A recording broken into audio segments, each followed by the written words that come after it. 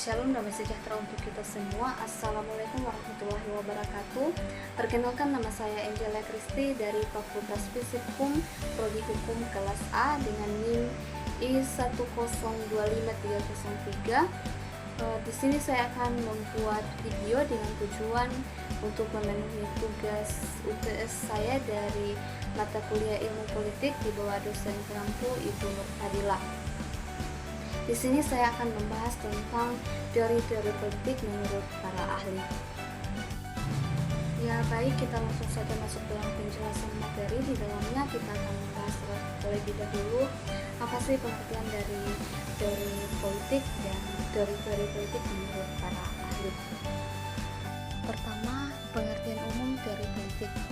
Teori politik adalah sebuah cabang ilmu politik yang berusaha memahami, menjelaskan, dan menilai berbagai konsep, prinsip, serta sistem yang mengatur kekuasaan, pemerintahan, dan hubungan antar negara dengan warga negara, di mana tujuannya adalah menentukan dasar normatif dan empiris dari praktik politik, serta memberikan pedoman bagi kehidupan politik yang adil dan efektif. Kedua, kita membahas tentang teori politik para ahli. Berikut adalah beberapa teori dari para ahli di bidang politik yang terbagi menjadi beberapa bagian, yaitu pertama, teori kontak sosial. Dibagi menjadi 3 tokoh yang terlibat di dalamnya, yaitu pertama, Thomas Hobbes. Gagasan utama dari Thomas Hobbes adalah manusia pada dasarnya egois dan membutuhkan pemerintahan yang kuat untuk menjaga ketertiban. Kedua, John Locke. Gagasan utama dari John Locke adalah manusia memiliki hak-hak alami atau hidup, kebebasan, dan properti yang harus dilindungi oleh pemerintah. Ketiga, Jean-Jacques Rousseau. Gagasan utamanya adalah kekuasaan seharusnya berada di tangan rakyat atau kedaulatan rakyat dan pemerintahan harus mencerminkan kehendaknya. Teori kedua yaitu teori elitisme.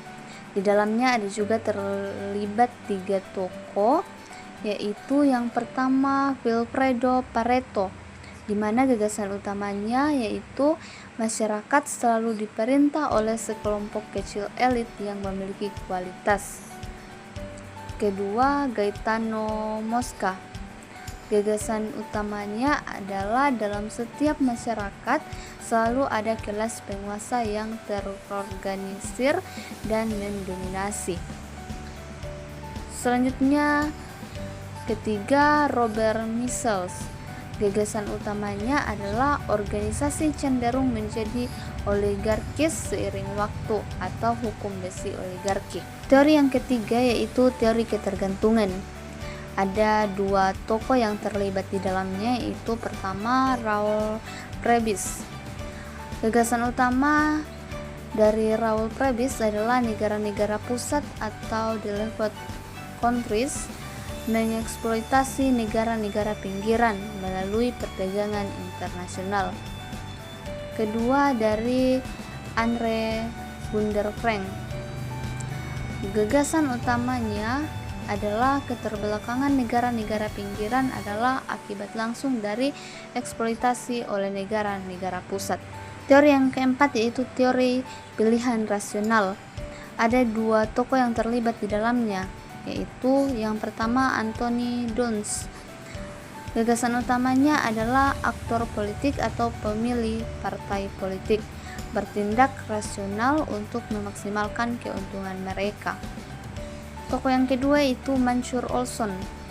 Gagasan utamanya adalah individu cenderung tidak berpartisipasi dalam kelompok kecuali ada insentif pribadi. Teori yang kelima yaitu teori sistem, di mana ada 2 tokoh yang terlibat di dalamnya. Yang pertama, David Easton. Gagasan utama dari David Easton yaitu sistem politik adalah serangkaian interaksi yang mengubah input atau tuntutan atau dukungan menjadi output atau kebijakan. Kedua, Gabriel Almond. Gagasan utamanya adalah sistem politik memiliki fungsi-fungsi tertentu yang harus dipenuhi seperti sosialisasi politik, partisipasi politik, dan pembuatan kebijakan. Ya, sekian penjelasan dari saya tentang pengertian teori politik dan teori-teori politik menurut para ahli. Lebih kurangnya mohon dimaafkan. Saya ucapkan banyak terima kasih. Shalom. Assalamualaikum warahmatullahi wabarakatuh.